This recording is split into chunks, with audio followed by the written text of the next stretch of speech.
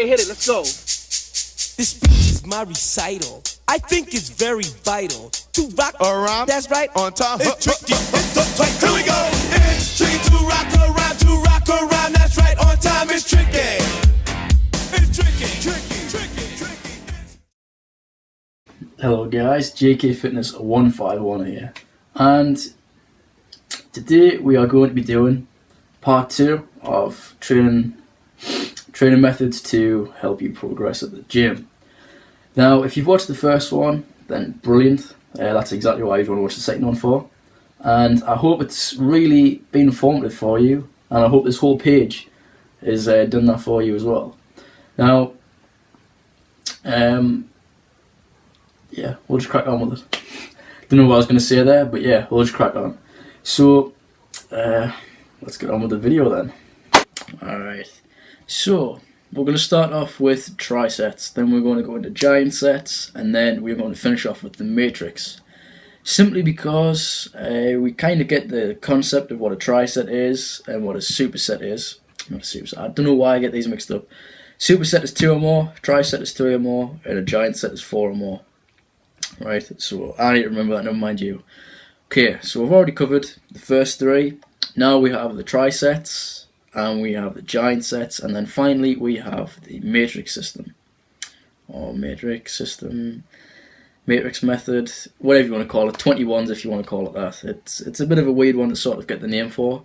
However, matrix system or 21s, perfectly fine. As far as I'm concerned, the same thing.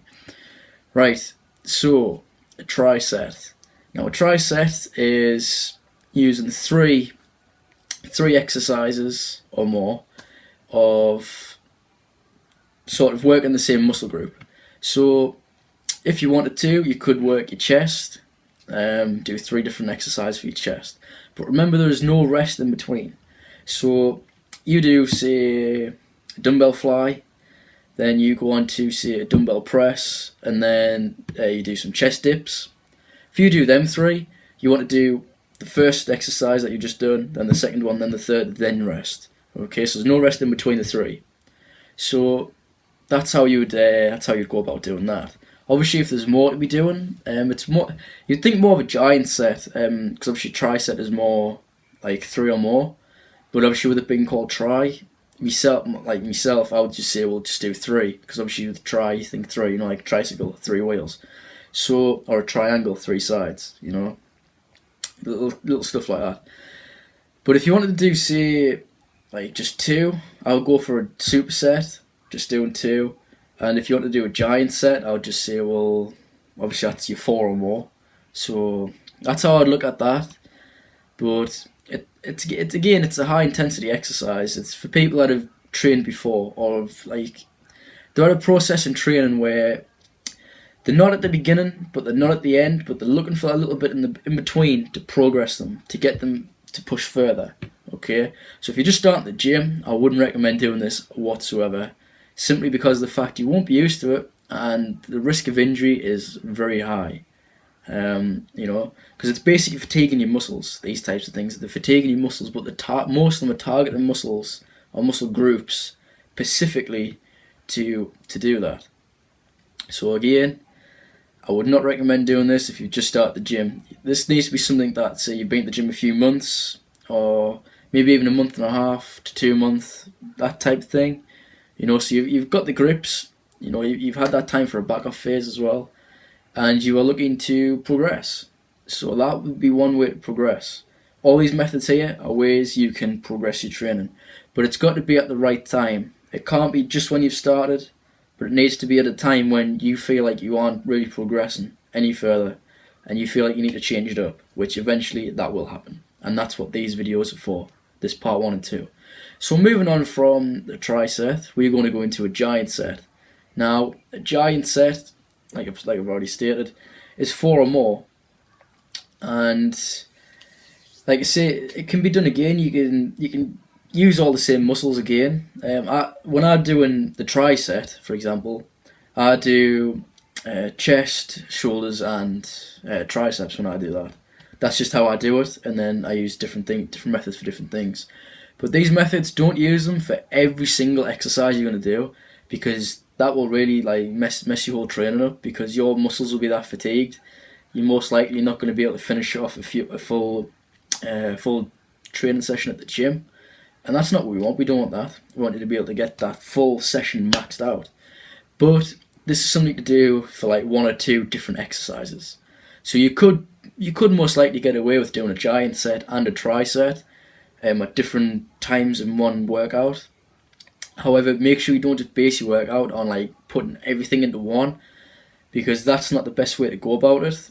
And you still need to be able to do like one per go, because obviously it's a bit too intense, and again it can lead to a risk of injury, and again that will just set you back.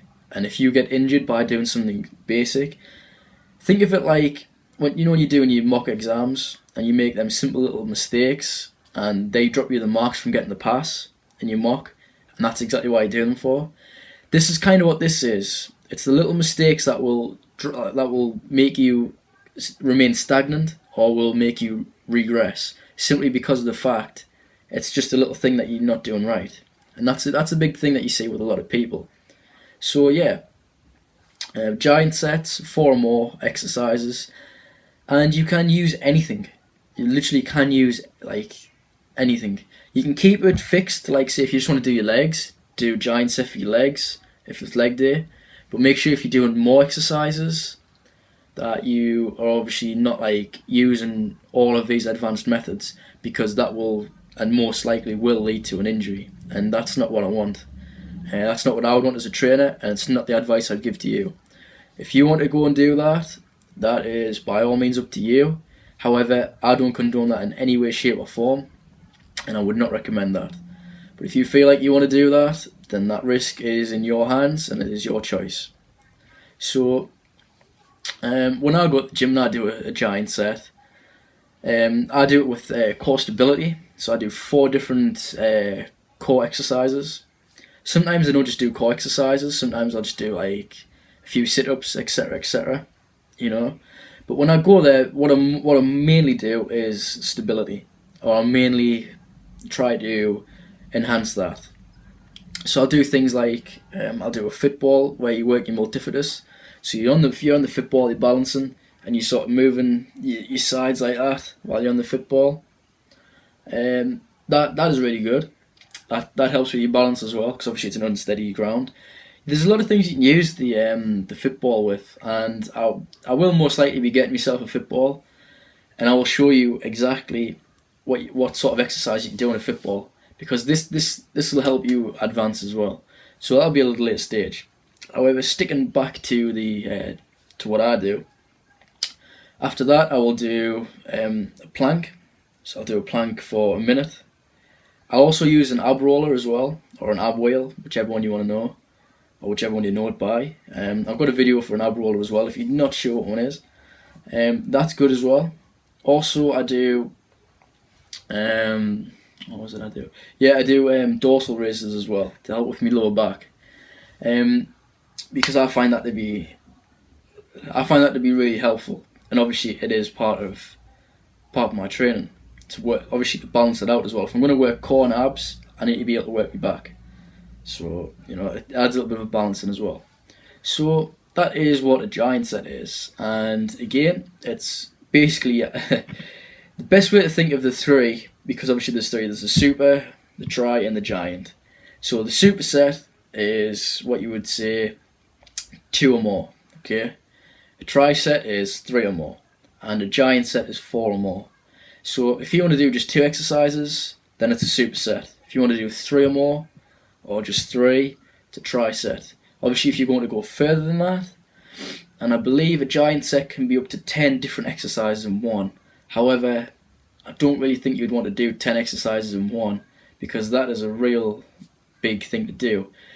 If that's what you want to do, then by all means, you do that yourself. I don't condone that. I would say maybe 5 or 6 at the most. However, other than that, if it's going to be 4 or more, you've got to think of how fatigued your muscles are going to be. So that's the 2 of the easiest ones of this video covered, and yeah, it's basically straightforward type of thing. That's why I didn't go into that much detail, because they're just basically exactly the same, just you add one more exercise into it. However, like I say, you can use it just for your chest, you can use it just for your shoulders, just for your back, just for your abs, whatever you want to use it for. These are all methods to help you utilize that, fatigue it, give it endurance, and also help you with that growth to stimulate with the muscles. So yeah, the final one is the Matrix or the 21s, or whatever name you would know it by. And basically this is where you utilize the performance. It's mostly resistance based, and it involves a breakdown of 3 phases. So when you train a client, when you first train a client, what you would do is, if they can't quite do like an arm curl properly for like other techniques off, what you would do is you would say, right, okay, we'll bring it halfway.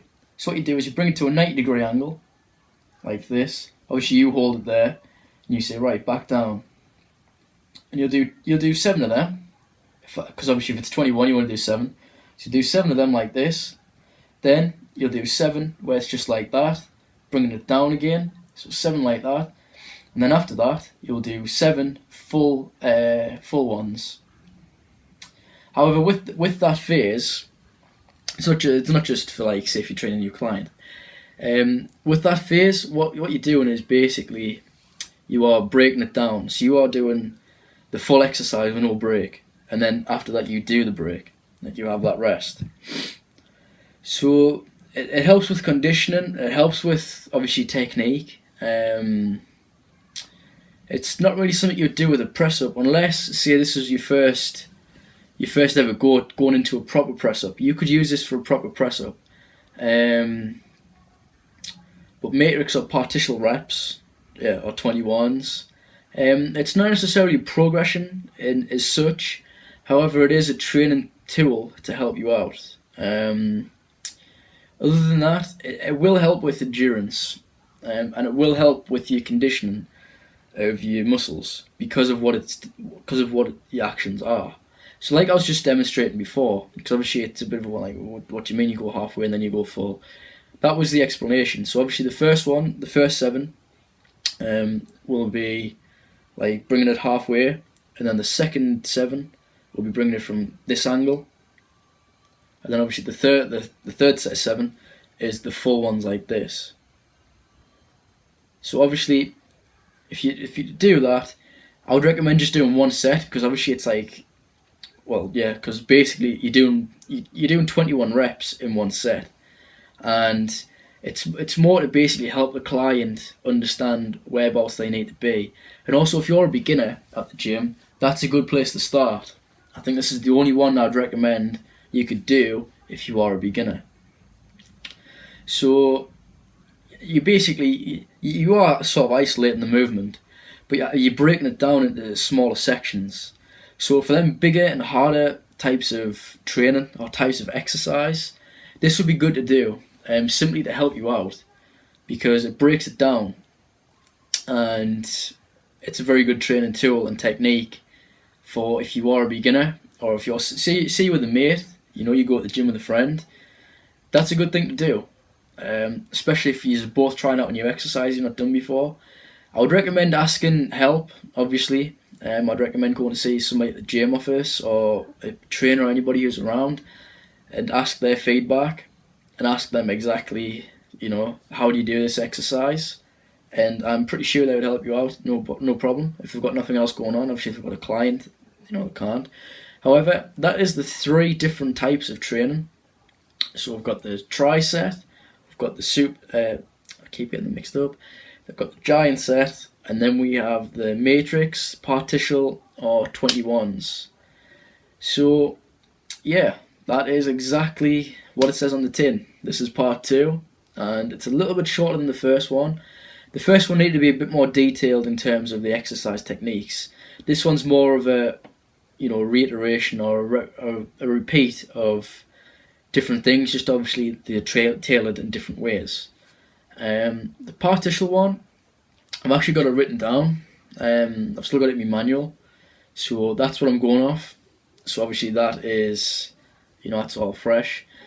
And yeah, thanks for watching, and I'll see you again next week. And next week is Core Stability Training Part 2.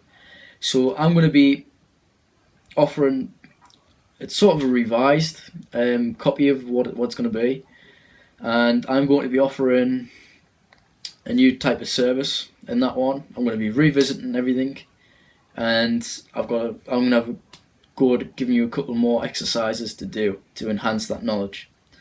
In terms of whether I'll be able to show them or not, that's a different thing, obviously, because I'm limited to what I can do, and obviously I'm thinking of you guys with the gym environment. If not, I will show you diagrams and break them down, because that is just as good, and I only want the best for everybody who watches this, simply because that's the high standard I stick to. However, thank you for watching, and I'll see you again next week. With your love, nobody can drag me down.